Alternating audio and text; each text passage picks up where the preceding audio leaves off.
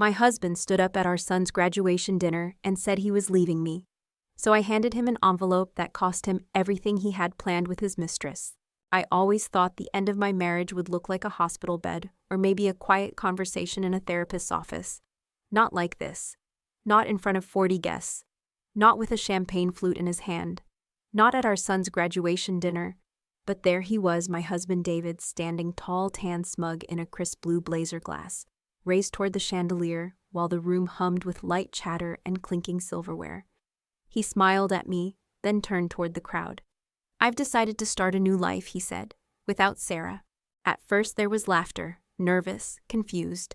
Someone even clapped thinking it was part of a joke, then silence. You know that moment when the air changes, when your ears start to ring and your skin feels too tight and everyone's eyes crawl across your face waiting for the collapse? That was me. Sitting at the end of the long white table beside our son Jacob, who still had his graduation cap perched on his head, with my husband casually detonating our 22-year marriage like it was a toast. I didn't cry. I didn't scream. I didn't flip the table or slap anyone, although some part of me wanted to. I just smiled. Small, controlled. "Congratulations," I said, "on your honesty." That was the moment everything shifted. Not when David made his grand declaration, but when I didn't react the way he expected. I stood up slowly, reached into my handbag, and pulled out a cream-colored envelope, unassuming, elegant, sealed with wax. I placed it gently beside his plate next to his untouched filet mignon. "What's this?" he asked, his smile faltering for the first time all night. "Something for you to read later," I said, my voice calm, too calm. Jacob stared at us, mouth slightly open, like he couldn't compute the scene in front of him. My baby boy, all grown now, caught in a family implosion no one saw coming. Or maybe they did. Because as I scanned the room, I noticed a few people avoiding my gaze, whispering, shifting in their seats. One of them was her, the blonde from David's office, Jane Miller, 17 years younger than me, seated discreetly at a corner table with 3 of my supposed friends. The same friends who once attended our anniversary party. The same Jane who had asked me just last fall for advice on negotiating her first client deal. She looked away when I caught her eye. Good. I leaned down and kissed Jacob on the cheek. "I'm so proud of you, sweetheart," I whispered. "This day is still about you." Then I turned to the room, all eyes on me, mouths open, forks, midair. "Please," I said, smiling faintly, "enjoy the meal. It's a lovely afternoon." And I walked out. He didn't follow me at first. Maybe he was too stunned. Maybe he thought I'd be back after a dramatic cry in the bathroom. Maybe he still believed I was that woman, the one who forgot, folded herself small to keep the peace. But I was already gone. Outside, the Los Angeles sun hit me like a wall, bright, hot, blinding, but I welcomed it. It felt cleansing. I could breathe again. Behind me, the restaurant door flung open. "Sarah." What the hell is this? David's voice. Not composed anymore. Not charismatic, high-pitched, almost frantic. I didn't turn around. He caught up beside me, gripping the envelope. "What's inside? What did you dis?" Still I didn't answer. I just walked faster, heels clicking against concrete, one breath at a time. Because that envelope, that wasn't a letter. It wasn't a goodbye. It wasn't a plea or a confession. It was my opening move. The first of many in a game he never saw coming. The truth is, I had known for months. About Jane, about the money, about the lies. And I had been preparing. I was never the loud one in our marriage. David was the charmer, the closer, the one who gave the big speeches. I was the planner, the fixer, the one who cleaned up his messes behind the scenes. He thought that made me weak. He thought wrong. People think you just know when your marriage starts to fall apart. That there's a single clear moment, an affair, a lie, a door slammed too hard where everything shifts. But for me, it didn't happen that way. It was quieter, slower, like water seeping into the cracks of a wall little by little until one day it just collapses. When David and I first got married, I wasn't naive, not completely. He was magnetic, brilliant in rooms full of strangers, always the most interesting man at any dinner table. I was the planner, the stabilizer, the one who remembered birthdays, packed the lunchboxes, paid the taxes. We made sense, at least for a while. He had dreams, big ones. Businesses, ventures, ideas that kept him awake at night. And I believed in him. God, I believed in him so much it hurts to remember now. When his first tech startup collapsed, I sold my car and took on a second freelance contract to keep us afloat. When his second business partner drained the account and vanished, I maxed out my credit card to pay our rent that month. I wasn't stupid. I was loyal. And for a while, it felt worth it. Jacob was born on a chilly March morning, with his father crying beside me in the delivery room. David swore that night that he would change everything, that we'd build a better life together. And I believed him. But change didn't come. Or when it did, it came in the wrong direction. More projects, more investments, more late nights and unreturned calls. And through it all, I held it down. I picked up freelance clients in PR, worked remote from home, juggled daycare schedules and balance sheets. There were years when I barely slept. Years I don't even have pictures of because I was the one taking them, never in them. And every time he failed, he'd come home with flowers and another big plan.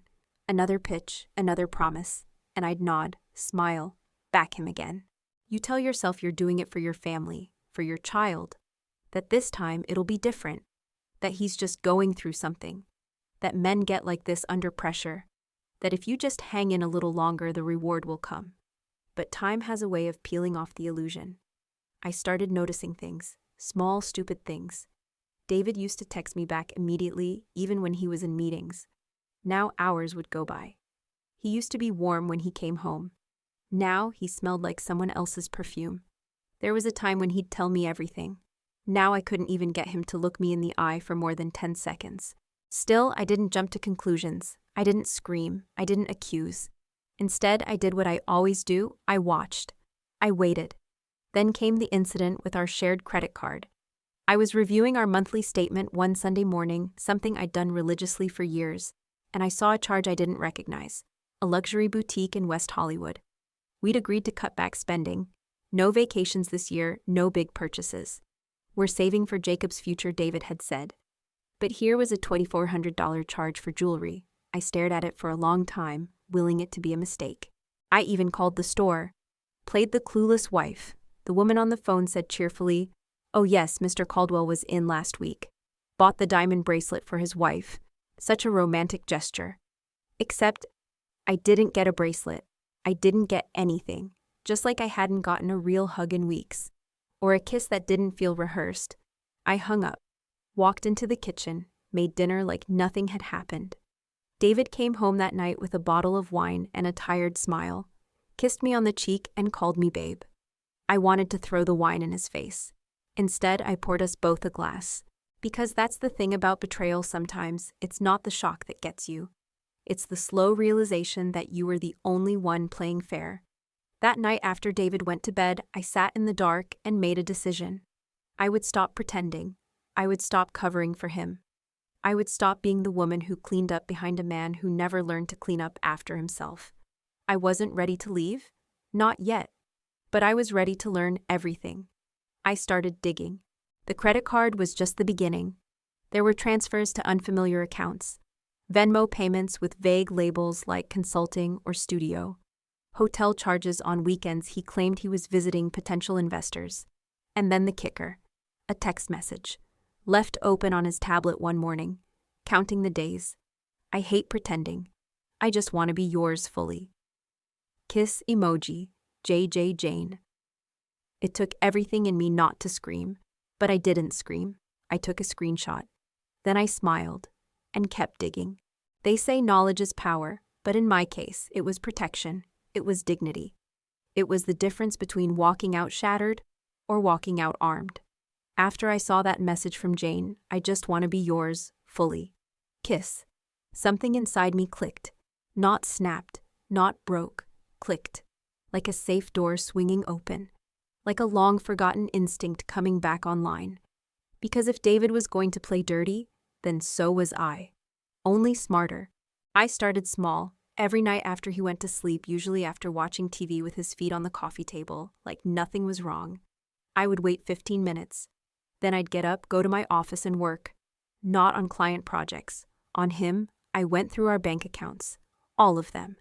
We had a joint account, sure, but David also had a personal one he thought I didn't know about.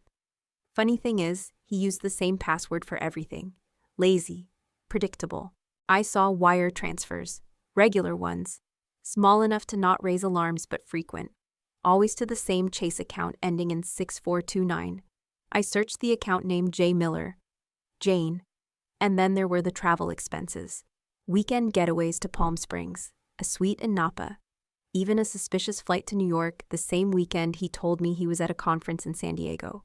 I started printing everything, organizing it in labeled folders, dates, amounts, who paid what, who stayed where. Then I added voice recordings.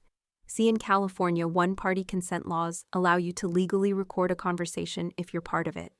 So whenever David brought up budget stress or having to downsize, I pressed record. I asked follow-up questions like a clueless wife. Should we delay Jacob's student loan payment this month? Do you think we can still afford the dental work? Each time he'd sigh. Act heavy. I'm stretched thin, babe. Things are really tight. Let's wait till next quarter. Meanwhile, he was sending Venmo payments to Jane labeled Spa Day and Treat Yourself. It made my stomach turn, but I smiled and clicked save. About a month in, I visited a divorce attorney, a real shark. Her name was Evelyn Cho, sharp as glass and twice as cold. She listened to everything I said, nodding quietly. When I finished, she didn't offer me sympathy, just strategy. You're not leaving, she said. You're repositioning. That line stuck with me. She asked about our prenup. I handed it over. David had insisted on a prenup when we got married back in 2001. He was coming off the high of his first small startup sale, all bark no bite, and wanted to protect himself. Fine by me. I didn't marry him for money. But Evelyn pointed to something I'd forgotten. Buried in the fine print in Section 14 was a fidelity clause.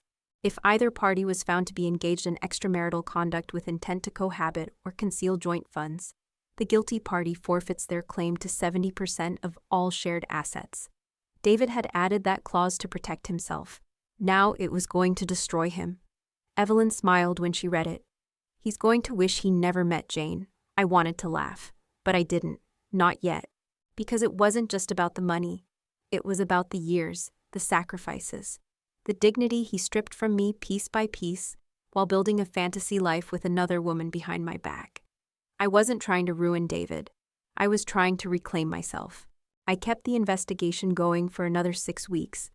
I added screenshots of texts, screenshots from Jane's Instagram, geo-tagged at places David claimed he'd never been.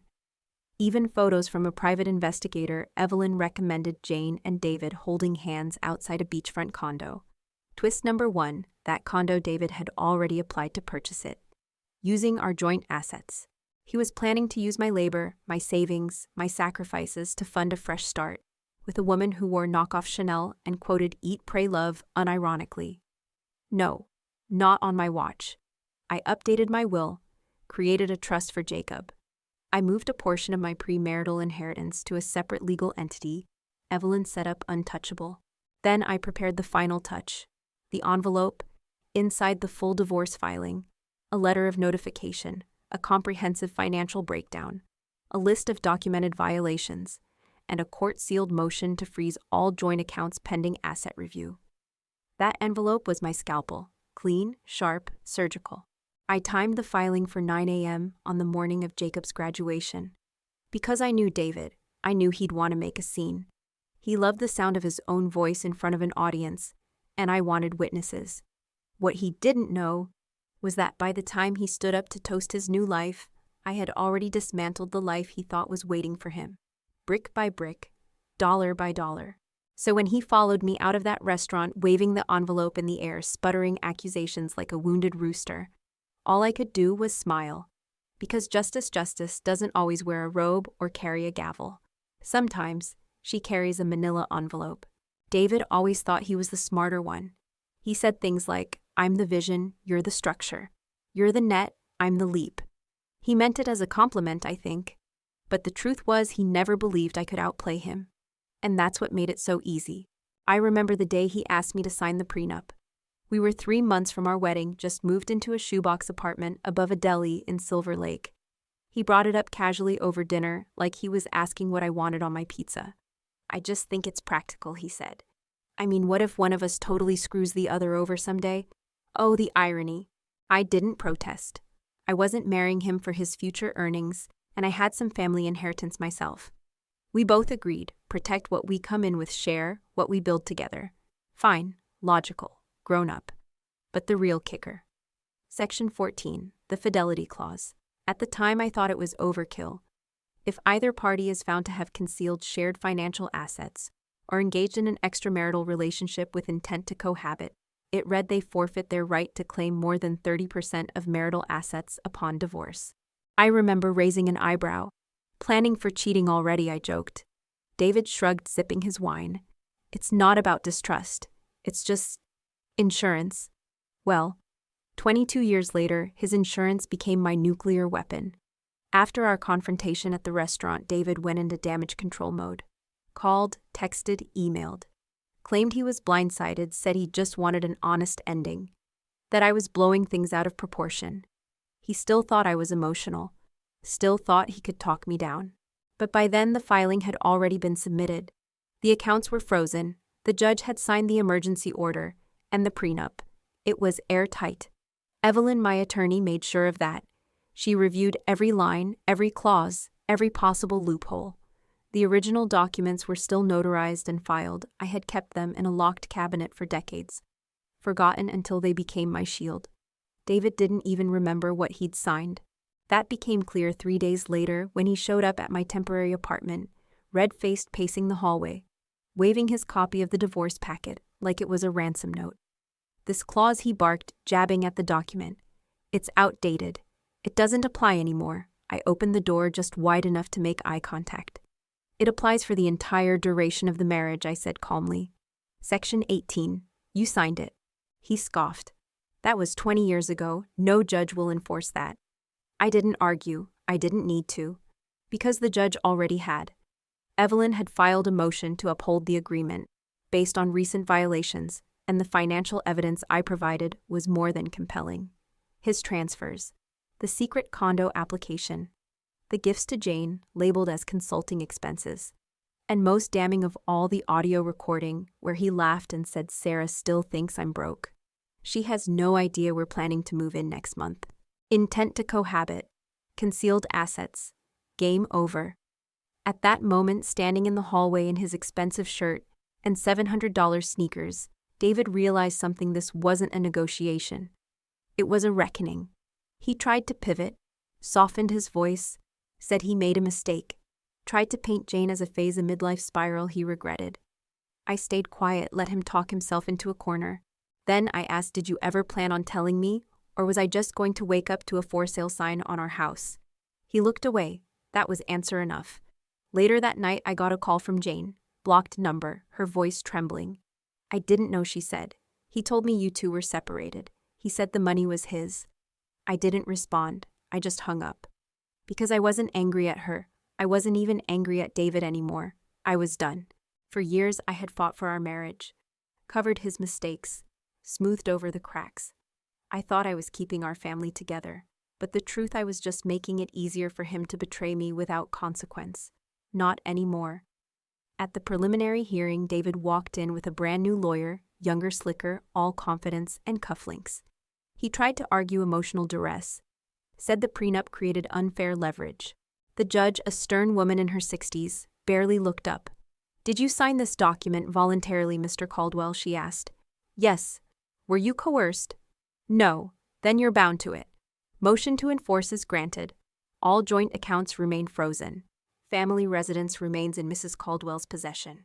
Your personal account remains accessible pending full discovery. David didn't speak, didn't look at me, just sat there swallowing hard. That's when it hit him. Everything he thought he'd get, the house, the investments, the clean start, was gone. Not because I screamed, not because I begged, but because I prepared. Because I stopped being afraid of what would happen if I left, and started focusing on what would happen if I didn't. That prenup. It didn't just protect me financially, it reminded me who I used to be, the woman who didn't need to beg to be respected. The woman who could build again, from the ground up if necessary, and this time on my own terms. It was a Thursday, quiet, gray, one of those LA mornings where the sky hangs heavy but never rains. I was staying at Diana's, David's sister, who had opened her guest room the moment everything blew up. Funny how loyalty shifts when truth comes out. Diana was the one who first suspected something. Last Christmas, she saw David and Jane together in Santa Monica. Too close, too familiar. She confronted him, gave him a chance to come clean. He lied, of course. Said Jane was just someone from work. 3 months later, Diana called me, said, "I think you deserve the truth, even if it hurts." So here I was, drinking cold coffee in her sunroom, surrounded by houseplants and academic journals, reviewing documents on my laptop. The preliminary hearing had been a success. My attorney had everything lined up for full discovery. The accounts were frozen, the house secured. Jacob, my son, had returned to campus after his graduation week, still shell-shocked but supportive. I finally felt like I could exhale. That lasted all of 12 minutes. The doorbell rang. Diana peeked through the window, her face twisted. "It's him," she said. "And she's with him." I stood slowly. My hands didn't shake. Not this time. Let them in. The door opened. David walked in first, all hard edges and rehearsed outrage. Behind him, Jane lingered in the doorway. She looked different now, less composed. The shine in her eyes dulled. Her confidence thinned. I didn't greet them. David started right away. "Sarah, this has gone far enough. We need to talk like adults." "I'm listening," I said. He gestured, frustrated. "Unfreeze the accounts. We can sort the rest later. This scorched earth thing, it's not you." I almost laughed. "I think you've forgotten who I am," I said. Jane stepped forward. "Look, I never meant to get in the middle of this. You didn't." A new voice cut in. Jacob. He had come home early. I didn't even know he'd arrived. He stood in the hallway, arms folded, eyes locked on his father. "You blew up our family on my graduation day," he said. "You made it about you. And now you're here." Begging for money, David turned defensive. "Jacob, this isn't about you." "The hell it isn't," Jacob snapped. "You hugged me that morning, told me you were proud. And hours later you humiliated Mom in front of everyone." I had never seen my son like this. Calm, controlled, but furious. Jane looked like she wanted to disappear. Her arms crossed, eyes on the floor. "I didn't know he'd announce it like that," she muttered. "He said it would be private." David glared at her. "Why are you talking crack?" That was the first one. Jane straightened, stung. "You said you had this handled. Crack number 2. I let the silence stretch. Then Diana spoke. Cool, measured. "You know, David," she said, "for someone who always claimed to be strategic, this might be your dumbest play yet." He turned to her, betrayed. "You're siding with her. She's the only adult in the room," Diana shot back. "And unlike you, she doesn't build houses on lies." David looked at me again. "You think you've won?" "No," I said. "I think I've finally stopped losing." He tried one last pivot. "What about Jacob?" he asked, voice sharp. "Have you even thought about how this affects him?" I stepped forward then. And for the first time since that restaurant, my voice cracked, not with weakness, but with rage. "Don't you dare use our son as a shield. You weren't thinking about Jacob when you were paying for hotel rooms with our mortgage money. You weren't thinking about him when you promised another woman a house that I built a life in." David opened his mouth, but Jacob cut in again. "You told me we couldn't afford books last semester," he said, voice shaking. "You said things were tight. I took out extra loans." David paled. "That wasn't my intention, it was theft," Jacob snapped. "You lied. You cheated. You stole from us." The silence that followed was deafening. Finally, Jane stepped back. "I think I should go," she said quietly. David didn't stop her. She didn't even look at him. Another crack. I gathered my breath. "You have until Sunday night to remove your things from the house," I said. "After that, the locks change." David stared at me, the weight of it all finally sinking in. "Is this really it?" he asked. I nodded. "This is the part where you live with your choices." As he turned to leave, he paused at the doorway, looked back, not angry anymore, just hollow. "You were always better than me," he said. And then he was gone.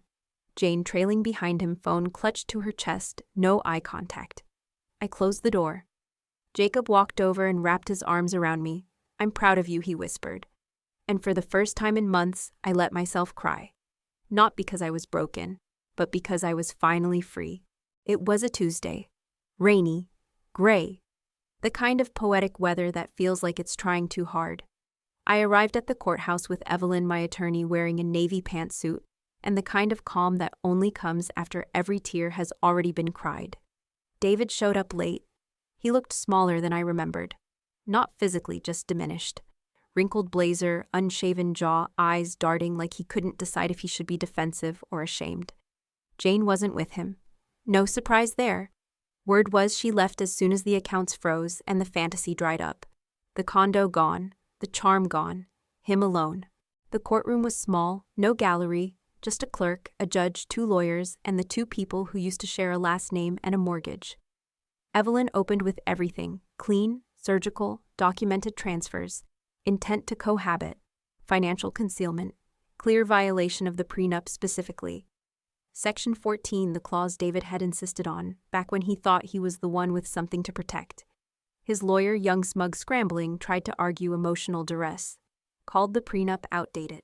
Said David was under pressure. The judge wasn't moved. She raised one eyebrow and asked the questions. Did you sign this agreement voluntarily? Yes. Were you offered counsel? Yes. Then the court finds it valid. Then she read the documents. Evelyn submitted bank records, wire transfers, text receipts, even the lease application for the beachfront condo. Her voice never lifted, but every word landed like a hammer. She ruled breach confirmed, clause enforced. David would receive no more than 30% of marital assets. I didn't celebrate. I didn't even smile. Just breathed, slowly, like someone remembering how. The house stayed with me, joint investments liquidated. Retirement funds frozen until the full division. Evelyn nodded. David's lawyer tried to object, denied. Requested a delay, denied. Argued hardship, denied again. And with each denial, David slumped lower in his chair. This wasn't just a legal loss. It was the moment he realized I wasn't bluffing. I wasn't broken. I was done. The judge scheduled the final hearing for 30 days out. Until then, David's access would be limited to his personal account. No more games. No more siphoning from the life I helped build. When the gavel dropped, it sounded louder than I expected. Not dramatic. Just final. Evelyn and I walked out without a word, but David followed. He caught up in the hallway, his tie askew, his voice soft. Sarah, he said, please, can we talk? I stopped. Not because I owed him anything, but because I wanted to see what a man looks like when he finally realizes what he's lost. He looked empty. Not angry, not sorry. Just empty. 22 years, he said. That has to mean something. I nodded. It did. Until you made it mean nothing. He blinked like he didn't expect an answer that sharp. I just thought. There'd be more time. There was, I said. You wasted it. I turned to leave but paused. I hope you find what you're looking for, and I hope next time you don't destroy the people who believed in you. He didn't follow, he just stood there, a man who once ran the show. Now a footnote in his own unraveling. In the weeks that followed, word got out. Quiet at first, then faster. Some people reached out with cautious sympathy. Others stayed silent, especially the ones who sat at Jane's table that night. Maybe they felt guilty. Maybe they didn't know what to say. I didn't care. Let them sit with it. David's reputation took the hit I expected. Investors pulled out. A launch he'd been planning stalled. Screenshots have a funny way of reshaping loyalty. So does truth. One of the women from our old neighborhood, someone who once asked me how I handled being married to such a force of nature, called me. She said I always thought you were the fragile one. I was wrong. I didn't correct her. I just let the silence speak. Because I wasn't fragile. I was patient, strategic. I waited for my moment. I built my escape one detail at a time. And when the time came, I didn't run. I rose, not for revenge, but for clarity, for dignity, for the version of me who once thought she had no power. She does now. 3 weeks after the preliminary hearing, the final court date arrived. I wore navy again, same suit, different posture. Not a woman holding it together, a woman who already did. David showed up looking smaller, not physically, though he had lost weight, but in presence. Like someone who had finally realized the spotlight was no longer his to command. Jane wasn't there. Of course she wasn't. His new lawyer was more polished than the last, but it didn't matter. There wasn't anything left to save. The judge reaffirmed the prenup. Fidelity clause enforced. Joint assets divided 70-30. Family home awarded to me. retirement, and investments adjusted accordingly. David left with what was left in his private account, barely enough for a down payment on a one-bedroom in Pasadena.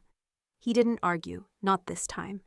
Maybe because even he knew it was over, not just the marriage, but the illusion. The empire he thought he'd built on charm and borrowed trust dismantled by facts, by clauses, by every inch of truth he never saw coming. As we left the courtroom, he caught up to me in the hallway one last time. No bravado, no venom. Just one last ember flickering in the cold. "Sarah," he said, "I made a terrible mistake." I nodded. Not cruel, not forgiving, just honest. "Yes, you did." He searched my face. For what regret, softness, a single crack, there wasn't one. I lost everything, he whispered. "No," I replied. "You gave it away." And then I said it, the line that had been sitting on my tongue for months. "The difference between us is that I can rebuild. You only knew how to spend what others built for you." Then I walked out, and for the first time in years, I felt light. Not triumphant, just free. 6 months later, I was sitting in my new office. Same business name, Caldwell Financial Transitions. Different location, bigger windows, 2 junior associates. A waitlist of clients. All women, all powerful in their own quiet way. Word had spread fast. Turns out the woman David once called his support system had become a financial storm for women who'd spent too long apologizing for wanting to protect themselves. Jacob visited often, still working in marketing but now running my social media part-time. One afternoon he leaned against the doorframe and said, "You know what's ironic?" I looked up. What if Dad had just been honest from the beginning? He probably could have kept half of everything. I smiled. Not bitterly, just knowingly. Sometimes people want so badly to win that they don't even realize when they've already lost. He nodded, then added, "I'm proud to be your son." That one nearly got me. That evening I poured a glass of red wine and stepped onto my porch. No more emergency calls. No more secrets. No more waiting for someone to become the man they promised to be. I didn't get revenge. I got better. And in the end, that was more than enough. Because the envelope I handed David at the restaurant, it wasn't just an ending. It was the blueprint for everything that came next.